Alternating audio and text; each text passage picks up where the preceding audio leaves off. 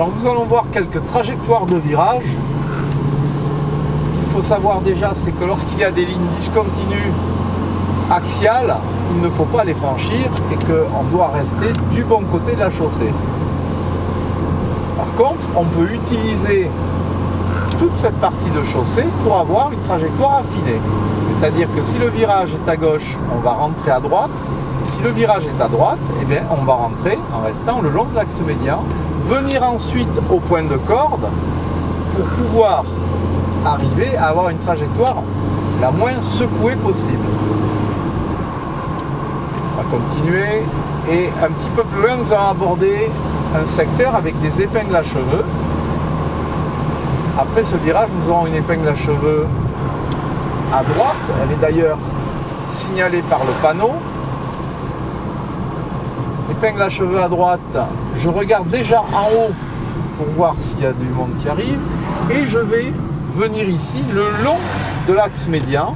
Je vais avancer et je vais ensuite sortir à droite.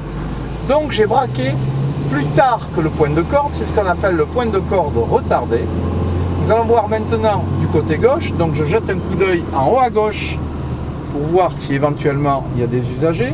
Ensuite ici je tourne carrément ma tête vers la gauche pour regarder la sortie de l'épingle. Ça me permet également de voir les véhicules qui viennent en face et je sors parfaitement à droite. Nous allons reprendre maintenant nouvelle épingle à droite et on va revoir un petit peu cette trajectoire. J'arrive ici, j'avance. Là je ne vais pas pouvoir avancer trop parce qu'il y a des usagers en face et ensuite je braque rapidement de manière à sortir à droite. Donc je rentre le long de l'axe médian et je sors à droite. Épingle à gauche, je vais avancer, je resterai sur la droite en regardant bien la sortie du virage de manière à être prévenu des autres usagers qui arrivent. Nous allons maintenant parler de trajectoire mais également d'appui du véhicule. Qu'est-ce que c'est qu'appuyer le véhicule? Ici je lève le pied, je freine légèrement, j'ai appuyé le train avant, je réaccélère, j'appuie le train arrière et je soulage le train avant. Donc sur certains virages il est nécessaire de lever le pied pour donner l'adhérence au train avant et une fois qu'on a braqué, on va réaccélérer. Sur d'autres virages ou suivant la vitesse à laquelle on arrive, on peut rester en accélération. Nous allons le voir encore dans ces courbes ici et le regard se porte bien au loin. Ici je peux rester accéléré, par contre là le virage est plus serré. Je vais lever le pied, tirer sur le volant et réaccélérer en sortie.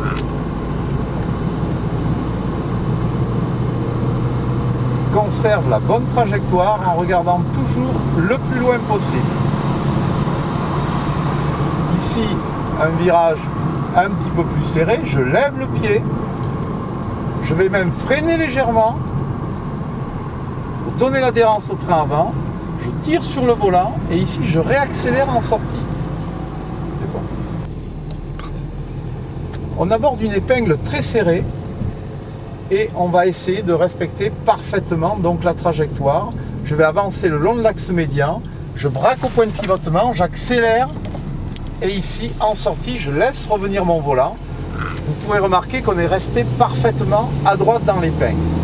Le point important dans tout ça, c'était de ne pas arriver trop vite, de braquer très rapidement et de réaccélérer parce que dans une épingle à cheveux en montant, il est impératif de réaccélérer très tôt. C'est bon. Parti.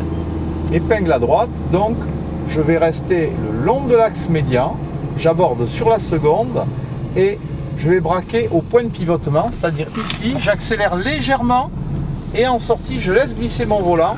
Vous pourrez remarquer qu'on est resté parfaitement à droite. Pour pouvoir rester parfaitement à droite, il est important, effectivement, d'aborder à une allure relativement faible. Et par contre, dès qu'on a braqué, il faut réaccélérer pour pouvoir franchir facilement l'épingle. Là, nous allons voir le travail du regard dans des virages à angle droit et le positionnement du véhicule pour pouvoir aborder le virage et voir correctement au loin. Ici, c'est un virage à gauche, j'avance de manière à voir très loin. Je vais avancer dans le virage. J'avance, je vois le bout du virage, je braque. Je ne braque que quand je vois le bout du virage. Ici, de ce côté, virage à droite, pas de problème, j'ai la visibilité. Mais là, de nouveau, virage à gauche, je reste le long de la droite, je porte mon regard au fond et ici, je braque.